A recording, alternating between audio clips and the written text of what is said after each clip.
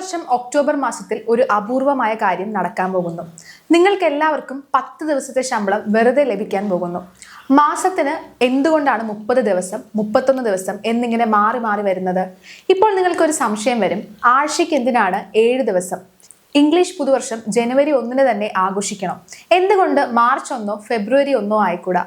ജനുവരി 1 കുറിച്ച് സംസാരിക്കുമ്പോൾ ഫെബ്രുവരിയിൽ ഒരു സംശയം വരും. ഫെബ്രുവരിക്ക് 28 ദിവസമാണോ അതോ 29 ദിവസമാണോ? വർഷത്തിന് എന്തുകൊണ്ട് 12 മാസങ്ങൾ ആഴ്ചയ്ക്ക് 8 ദിവസമോ 9 ദിവസമോ ആയിക്കൂടെ? ഈ ചോദ്യങ്ങൾക്കെല്ലാം ഈ വീഡിയോയിൽ ഉത്തരമുണ്ട്. ആദ്യം മനുഷ്യന് എന്തിനാണ് കലണ്ടർ അഥവാ നാൾക്കാട്ടി എന്ന് നമുക്ക് മനസ്സിലാക്കണം. ഭൂമി സൂര്യനെ ചുറ്റിക്കൊണ്ടിരിക്കുകയാണ്. ഇതിനാലാണ് നമുക്ക് ഓരോ കാലാവസ്ഥകൾ അഥവാ സീസണുകൾ മാറി മാറി വരുന്നത്.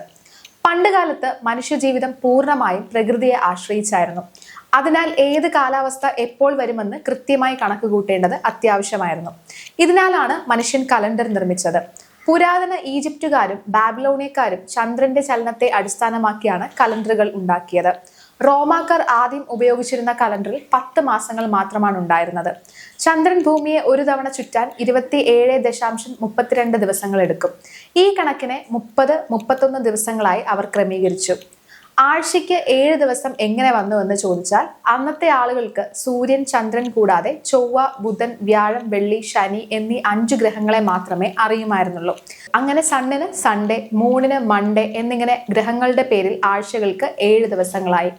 എന്നാൽ പഴയ റോമൻ കലണ്ടറിൽ വർഷത്തിൽ 304 ദിവസങ്ങൾ മാത്രമേ ഉണ്ടായിരുന്നുള്ളൂ. ബാക്കിയുള്ള 60 ദിവസങ്ങളെ അവർ കണക്കിലെടുത്തില്ല. ഇതിനാൽ കാലാവസ്ഥയും കലണ്ടറും തമ്മിൽ പൊരുത്തപ്പെടാതെ വന്നു. പിന്നീട് BC 8-ാം നൂറ്റാണ്ടിൽ റോമൻ രാജാവായ ന്യൂമ പോംപിലിയസ് ഡിസംബറിന് ശേഷം ജാനുവരി, ഫെബ്രുവരി എന്നീ 2 മാസങ്ങൾ കൂടി ചേർത്തു. അങ്ങനെ കലണ്ടറിൽ 12 മാസങ്ങളായി. എങ്കിലും 355 ദിവസങ്ങൾ മാത്രമേ ഉണ്ടായിരുന്നുള്ളൂ. ഇത് സൂര്യനെ ഭൂമി ചുറ്റിവരുന്ന കണക്കുമായി ഒത്തുപോയില്ല. പിന്നീട് BC 46-ൽ ജൂലിയസ് സീസർ മികച്ച ശാസ്ത്രജ്ഞന്മാരെയും ഗണിതശാസ്ത്രജ്ഞരെയും വിളിച്ച് ചർച്ച ചെയ്ത് സൂര്യന്റെ ചലനത്തെ അടിസ്ഥാനമാക്കി ഒരു കലണ്ടർ ഉണ്ടാക്കി. ആ വർഷം മാത്രം കലണ്ടറിൽ മാറ്റം വരുത്താനായി 445 ദിവസങ്ങൾ ഉൾപ്പെടുത്തി. ചരിത്രത്തിലെ ഏറ്റവും ദൈർഘ്യമേറിയ വർഷമായിരുന്നു അത്. ഭൂമി സൂര്യനെ ഒരു തവണ ചുറ്റാൻ 365.25 ദിവസങ്ങൾ, അതായത് 365 ദിവസവും 6 മണിക്കൂറും എടുക്കുന്നു എന്നവർ കണ്ടെത്തി. 12 മാസങ്ങളിലായി 365 ദിവസങ്ങൾ അവർ ക്രമീകരിച്ചു. ഇനി ആ ബാക്കി വന്ന 6 മണിക്കൂറിന് എന്ത് സംഭവിച്ചു എന്ന് നോക്കാം. 1-ാം വർഷം 6 മണിക്കൂർ, 2-ാം വർഷം 12, 3-ാം വർഷം 18, 4-ാം വർഷം 24 മണിക്കൂർ. 24 മണിക്കൂർ എന്നാൽ ഒരു ദിവസം. ഈ ഒരു ദിവസത്തെ 4-ാമത്തെ വർഷത്തിൽ അധികമായി ചേർത്തു. അങ്ങനെ 4 വർഷത്തിലൊരിക്കൽ വരുന്ന 366 ദിവസമുള്ള വർഷത്തെ ലീപ്പ് ഇയർ എന്നും ആ ദിവസത്തെ ലീപ് ഡേ എന്നും വിളിക്കുന്നു.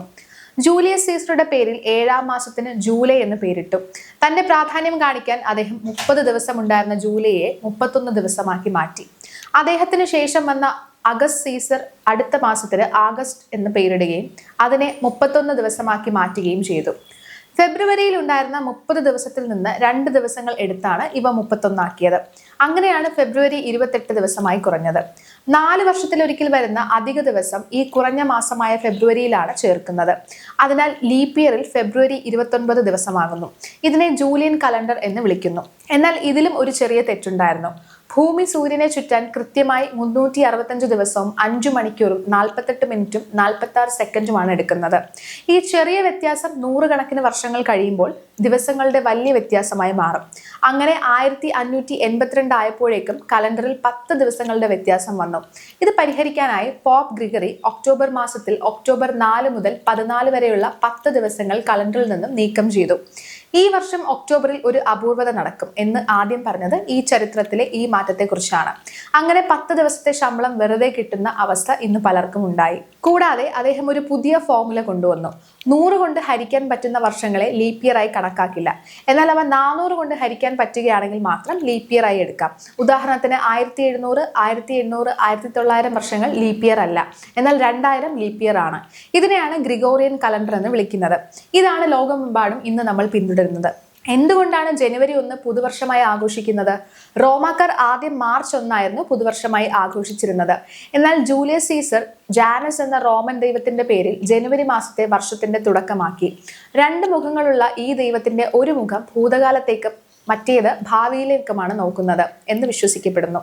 പുതിയ വർഷത്തിലേക്ക് കാലെടുത്ത് വെക്കാൻ ഏറ്റവും അനുയോജ്യമായ മാസം ഇതാണെന്ന് കരുതി അദ്ദേഹം ജനുവരി 1 പുതുവർഷമായി പ്രഖ്യാപിച്ചു.